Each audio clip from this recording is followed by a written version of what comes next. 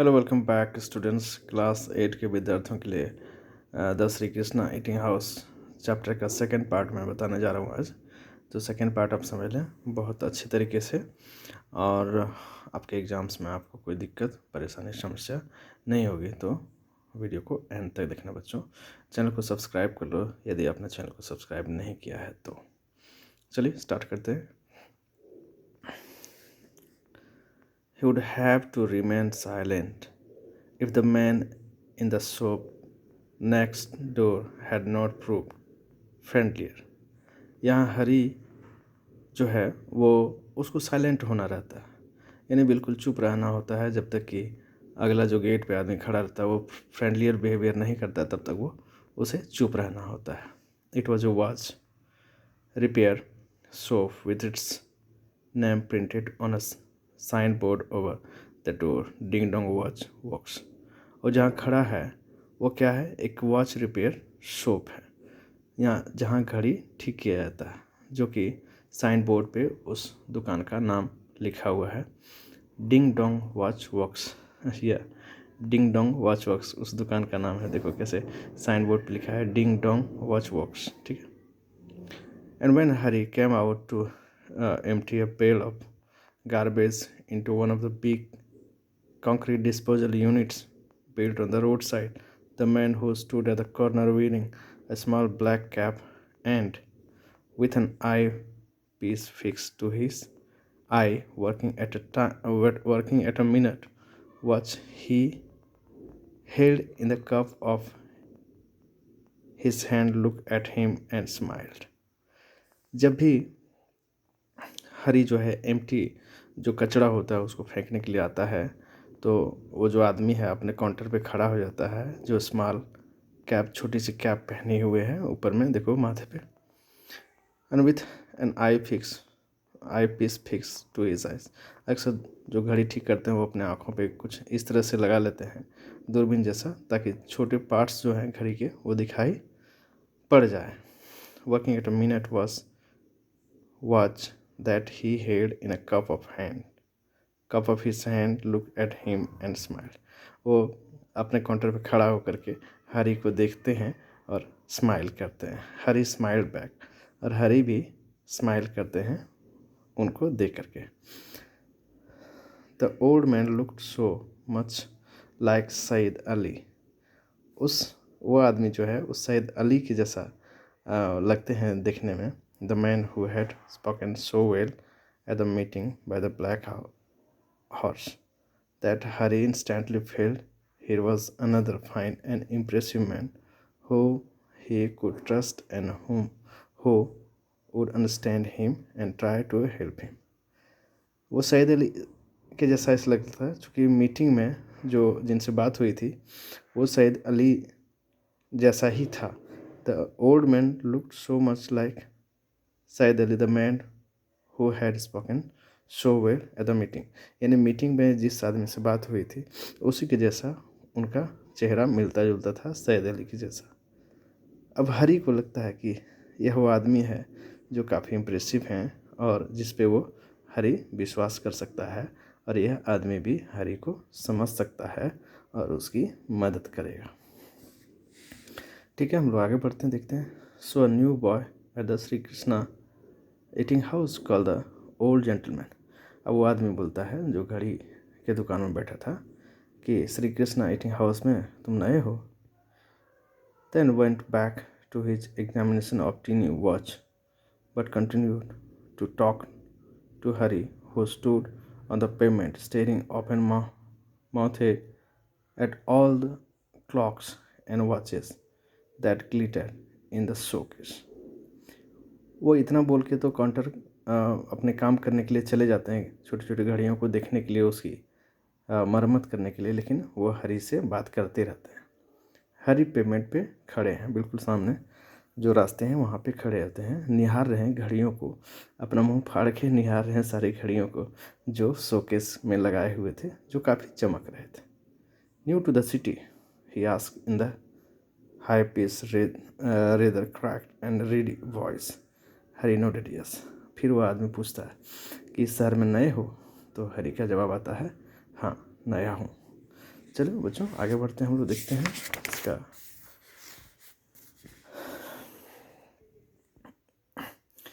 Where do you come from? Jagu's village.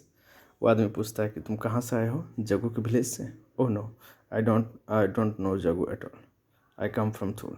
वो हरी बोलता है कि मैं जगू को नहीं जानता हूँ, मैं थूल, जो उसके गांव का नाम है, वहाँ से आया हूँ, थूल से। हरी said eagerly, finding the words rushing out like the small waves of the sea, brightly and unhappy.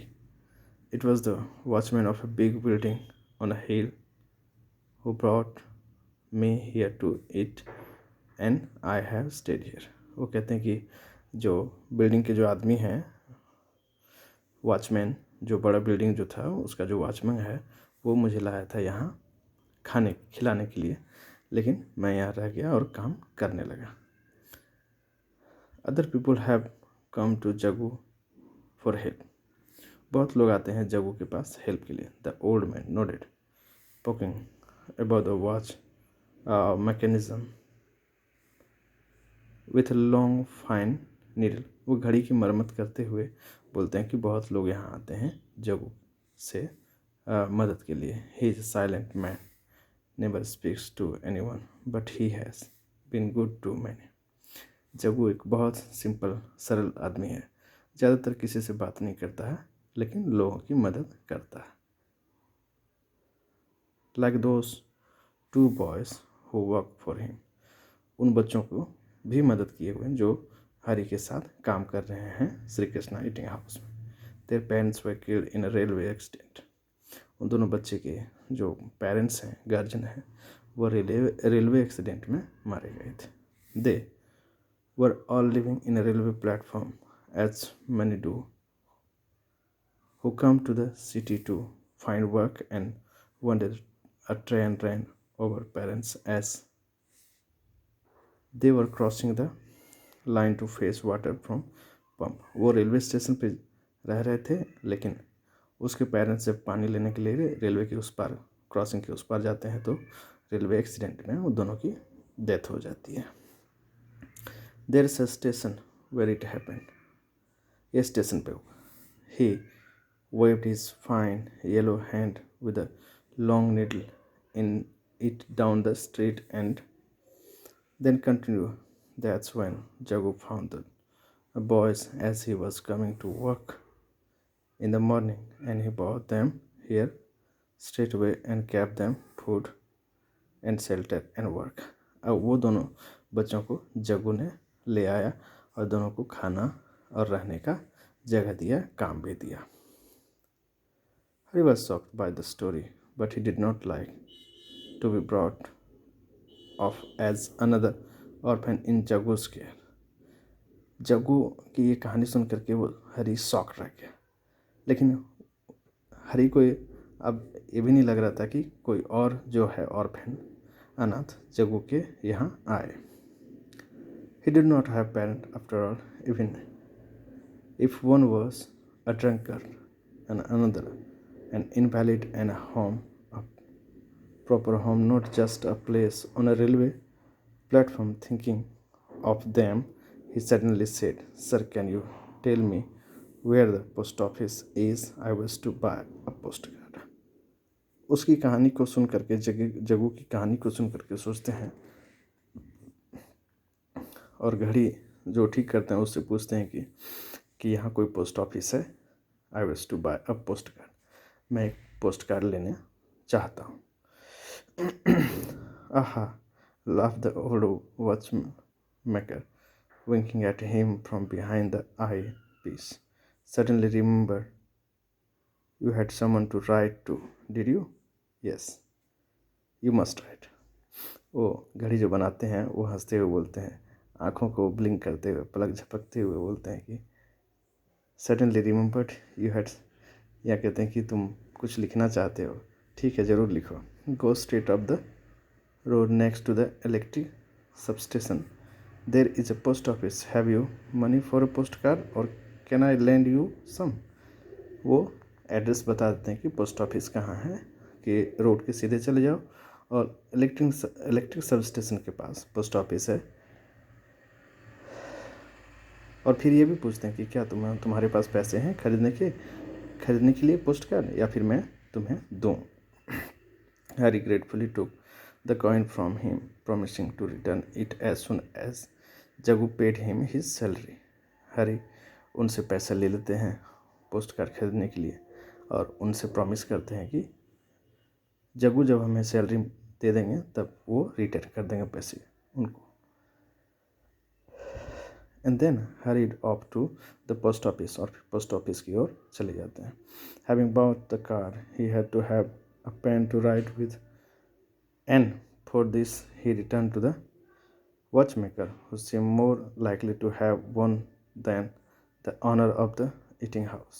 This was in the middle of the sweltering afternoon, when there was no one in the shop, and even the two orphans had fallen asleep under the table. जब वो वापस आते हैं लेकर के, pen की ज़रूरत होती है, वापस आते हैं तो देखते हैं कि दोनों बच्चे जो हैं वो सोए हुए हैं। From the heat and exertion Hari sat on the steps of Ding Dong Watchworks, और हरी वहाँ डिंग डोंग वॉच वर्क्स के जो स्टेप्स हैं, जो सीढ़ियाँ, वहाँ बैठ जाते हैं। Carefully and had written before the two boys woke up with a ballpoint pen that the old watchmaker lent him। और फिर दोनों बच्चे उठ जाते हैं जो जिनके पास बॉल पॉइंट पेन है, जिसको कि वॉचमेकर ने दिया था लिखने के लिए। यहाँ देखें, ये पोस्ट कार्ड है जिस पे हरी लिखते हैं, मेरी माँ, प्यारी माँ, मैं मुंबई में हूँ, मुझे नौकरी मिल गई है, मैं तुम्हें पैसे बराबर भेजता रहूँगा, आशा करता हूँ कि तुम ठीक होगी, बहन को मेरा प्यार, तुम्हारा बेटा हरी। ये पोस्ट कार्ड में लिखते हैं। Then he wrote his name in large letter to fill up the space but not his address and went off to post office। अपना नाम लिखते हैं और एड्रेस को नहीं लिखते हैं, but not his address and went off to post it, और चले जाते हैं पोस्ट करने। feeling both happy to have done what he knew he should do and frightened because this meant he would be staying in Bombay, not going home। और उन्हें लगता है दोनों को कि वो घर नहीं जा रहे हैं, वो सब यहीं रहेंगे बॉम्बे में और काम करेंगे। ये अनीता देसाई के द्वारा लिखी गई। अनीता देसाई वाज बॉर्न, उनका जन्म, अनीता देसाई का जन्म 1937 में मसूरी में। एजुकेटेड इन दिल्ली में उनकी शिक्षा दीक्षा हुई। She has written number of short stories and several novels, बहुत सारी छोटी छोटी कहानियाँ और नॉवेल्स को भी उन्होंने लिखा है। As by black bird and Where Shall We Go This Summer, this was awarded the Guardian Award for Children's Fiction for a novel, The Village by the Sea in 1982। और ये जो लिखी गई थी novel the village by the sea, वो 1982 में लिखी गई थी, उसी का एक पार्ट है। अनीता देसाई बहुत ही फेमस लेखिका है इंडिया की, जिनका जन्म 1937 को। तो बच्चों, एक कहानी कैसी लगी ज़रूर से ज़रूर बताना। इसके क्वेश्चन आंसर्स आपको बहुत जल्द मिल जाएंगे। Thanks for watching.